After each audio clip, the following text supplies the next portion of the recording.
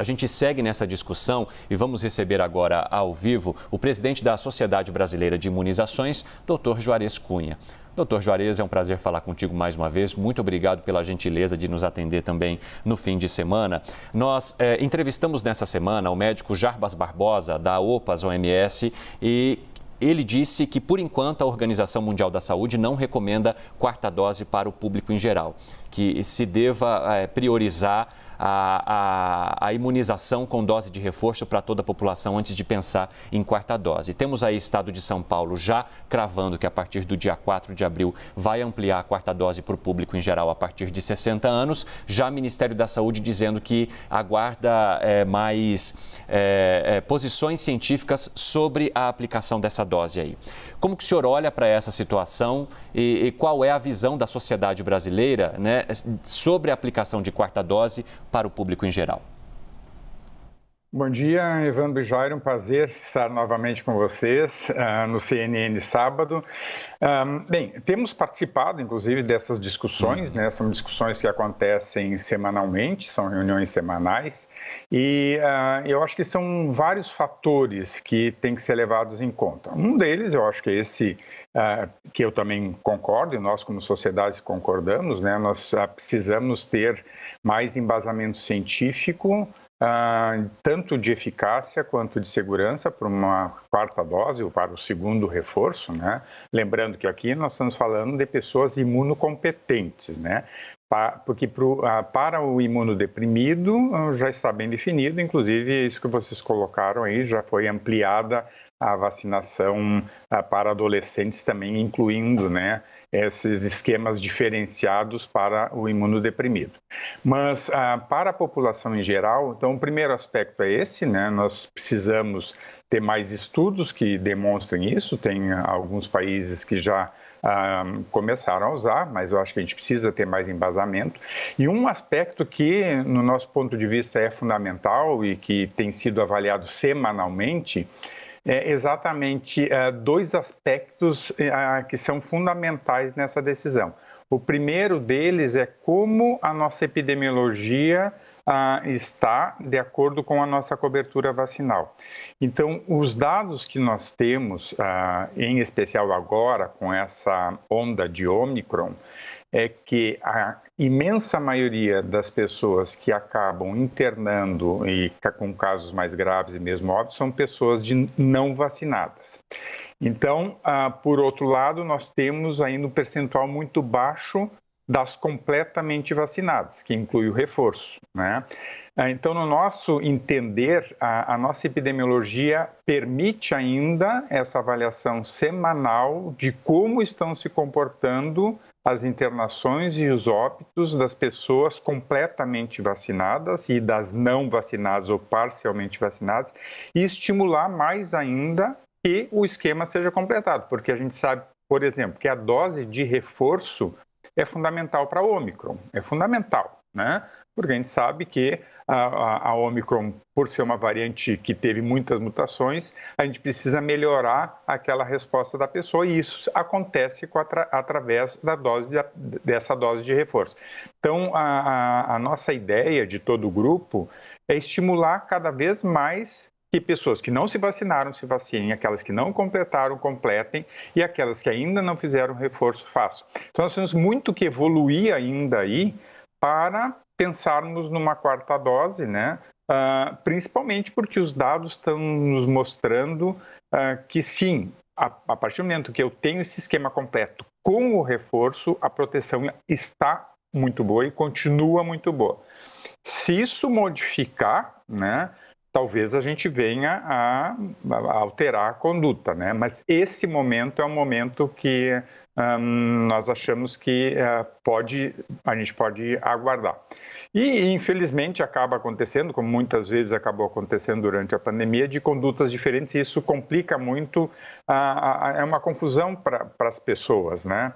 Então, nós sempre criticamos quando decisões são inadequadas do Ministério, mas também criticamos quando são decisões que acabam sendo tomadas antecipadamente por algum estado. Isso leva a a dificuldade de entendimento da população, né? Porque por que um estado define fazer a quarta dose e outros não? E também tem a logística, né? Até de distribuição. Como é que o Ministério vai distribuir se um estado resolve fazer a quarta dose? Outro aspecto que a gente também tem levado em conta nisso é que provavelmente nós teremos uma nova geração de vacinas. Isso talvez aconteça nem a médio prazo, talvez a curto prazo, talvez 2, 3 meses. Então, a gente também tem que avaliar isso. Se eu tiver daqui a 2, 3 meses uma vacina com potencial protetor maior, porque essa é a grande facilidade que a gente tem dessas novas plataformas, de serem modificadas muito rapidamente e serem produzidas rapidamente. Então, esse também é um fator que está sendo levado em conta. Porque se eu faço uma quarta dose agora, daqui 2, 3 meses muda a composição da vacina, a gente não sabe se isso vai acontecer ou não, e a gente vai ter que recomendar uma outra dose. Então, tem muita coisa que a gente ainda tem que observar e ver como que vai evoluir, inclusive a pandemia, né? Como vai se comportar daqui para frente, né? Doutor Juarez, é evidente que a pandemia tem nos forçado a trocar o pneu com o carro em movimento, né? Essas adaptações acabam sendo inevitáveis. E nesse meio do caminho, até a gente, fazendo essa cobertura, tem dificuldade de explicar para quem nos assiste, por exemplo, a questão da continuidade da vacinação. Por exemplo, a terceira dose no esquema cruzado. Afinal de contas, se acontecer a vacinação com uma quarta dose, qual seria a vacina ideal, se é que é possível a gente escolher uma? Por exemplo, o Ministério da Saúde recomenda para os imunossuprimidos o uso de vacina com RNA mensageiro, preferencialmente a Pfizer ou a substituição da Janssen ou da AstraZeneca. Dá para determinar isso e de que forma que isso também, como o senhor estava explicando, é fundamental na questão da logística e da atualização da vacina? É uma ótima pergunta e que a gente também ainda não tem a resposta, né? Porque como que foi decidido, por exemplo, no Brasil e vários outros países, que a gente chama de vacinação heteróloga, né? Então, e por isso que na dose de reforço que a gente utilizou, foi colocado até como preferencialmente fazer o uso da vacinação heteróloga, preferencialmente com a Pfizer. Mas isso era uma decisão no momento para primeiro reforço, né? Se nós tivermos um outro reforço, isso também vai ter que ser avaliado, porque os estudos nos mostravam que uma pessoa que fazia de uma plataforma se beneficiava com uma vacina de outra plataforma, em especial de RNA mensageiro, que é a vacina da Pfizer, que a gente tem aqui, que a gente não tem a da Moderna, né? Então, com a vacina de RNA mensageiro, ela melhorava a resposta daquele esquema primário feito com vacinas de outras plataformas. Então, quem tinha feito Coronavac, quem tinha feito Janssen, quem tinha feito AstraZeneca, se beneficiava com o reforço de Pfizer. Então, esses dados a gente já tinha também de literatura dessa vacinação heteróloga. Agora, se decidirmos por uma próxima para mais uma dose, isso também vai ter que ser muito bem avaliado, né? Se a gente vai manter a mesma plataforma que foi utilizada no reforço, né? Ou se a gente vai poder utilizar qualquer das plataformas, né? Porque a nossa situação atual agora é de que a vacinação heteróloga, no nosso ponto de vista, né, ela é bem interessante no sentido de melhorar a resposta, né? Então, mudando a plataforma da vacinação primária para uma outra plataforma. Mas essa pergunta eu não teria ainda a resposta para te dar. Então, é mais um critério aí que tem que ser muito bem avaliado, né, para essas decisões. Então, eu acho que é importante a gente colocar, e eu acho que isso também, Evandro, como tu colocou antes, em determinados momentos, e tu também colocou, né, Jairo, em muitos momentos a gente tem que tomar decisões com o carro andando, né? Isso durante toda a pandemia isso aconteceu. E muitas vezes, por exemplo, o Brasil muitas vezes até foi pioneiro em decisões que outros países demoraram mais tempo para tomar, né? Mas a gente tem que se cercar no máximo de embasamento científico para tomar essas decisões, né? E isso é um fator importante, mas o outro fator que eu acho que a gente tem que levar muito em conta é que precisamos melhorar nossas coberturas vacinais, porque sabemos que o esquema completo salva vidas e evita hospitalizações. E a gente está no momento de Ômicron, que é outra coisa que também nos preocupa. O Brasil sempre, diferentes vezes, as curvas do Brasil não estão num pico e caem, né? Elas atingem um pico e elas demoram muito para cair. Então, a gente não sabe como é que vai ser essa onda de Ômicron. Então, é um recado para as pessoas: se vacinem, dá tempo. Um dia que tu te atrase para se vacinar é importante, como também para as crianças, né? Que são baixas coberturas vacinais. Nós precisamos vacinar as crianças.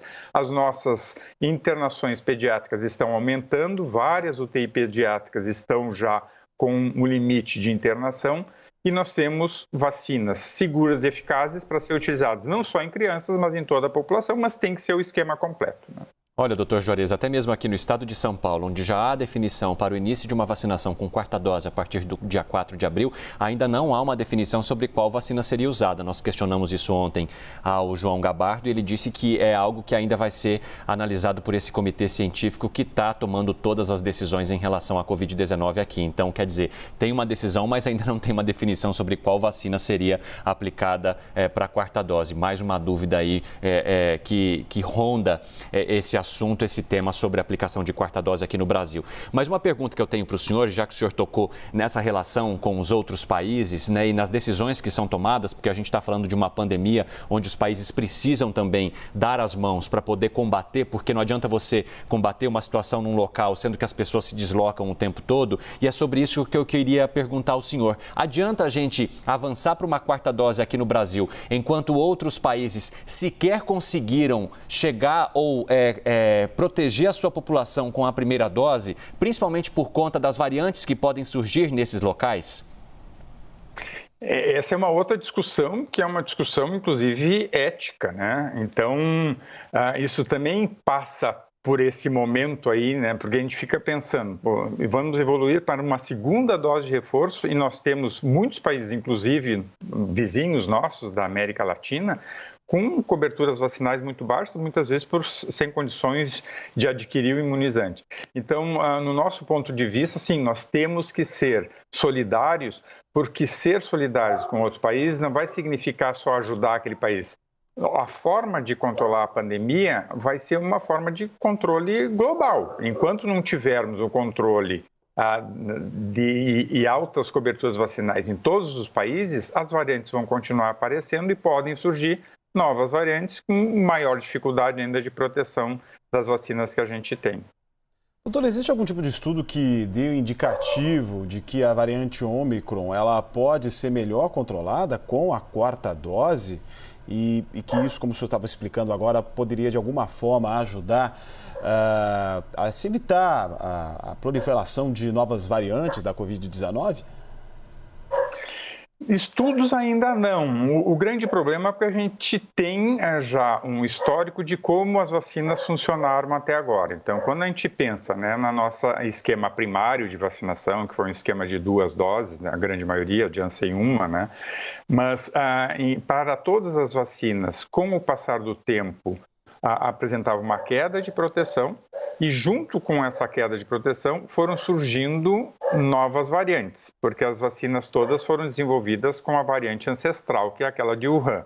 Então foram surgindo novas variantes e essas novas variantes foram se adaptando e se tornando mais, vamos dizer, mais difíceis da gente controlar com a vacinação. Mas para todas elas até agora, inclusive para a Ômicron, quando tu fazia uma dose a mais, tu melhorava a proteção e isso já está mostrando, não só em termos de segurança, que tem sido seguro a gente fazer isso, mas também de vida real, protegendo as pessoas, que nós temos a experiência nossa do Brasil mostrando que a vacinação completa diminui a hospitalização, diminui morte. Então, isso é vida real, né? Agora, quanto tempo essa dose de reforço, principalmente porque tem relação com a questão anterior.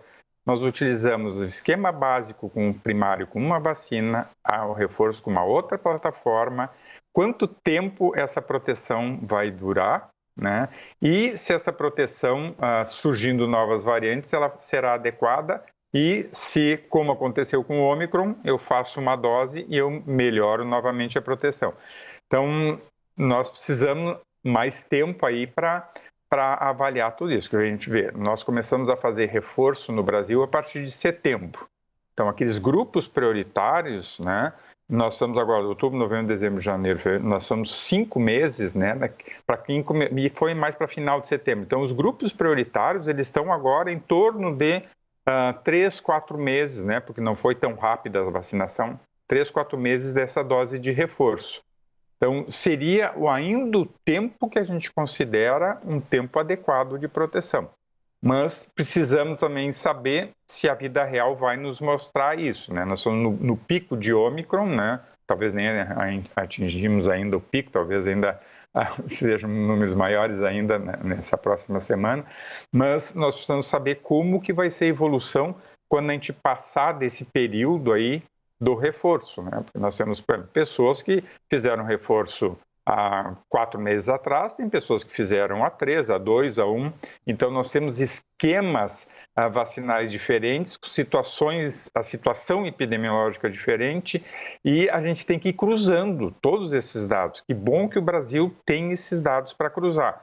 Tivemos aquele apagão de dados que nos atrapalhou muito, mas atualmente a gente está conseguindo avaliar tudo isso e tu consegue cruzar esses dados. Então, dados de vacinação completa, dados de reforço, dados de hospitalização, e lembrar que quando hospitaliza por Covid é porque tem um quadro chamado síndrome respiratória aguda grave, né? Porque os nossos dados epidemiológicos não mostram mais a gravidade. Claro, a gente tem aqueles números, 200 mil que foram notificados, confirmados, isso é confirmação de casos, mas a gravidade é através do SRAG, aquele síndrome respiratória aguda grave. Esses são aqueles que internam, e a imensa maioria dos que internam, porque isso pode ser por qualquer vírus respiratório, mas a imensa maioria continua sendo por Covid. Também a gente tem por influenza, também tem por vírus sincicial respiratório, que são outros vírus que têm circulado aí no nosso país.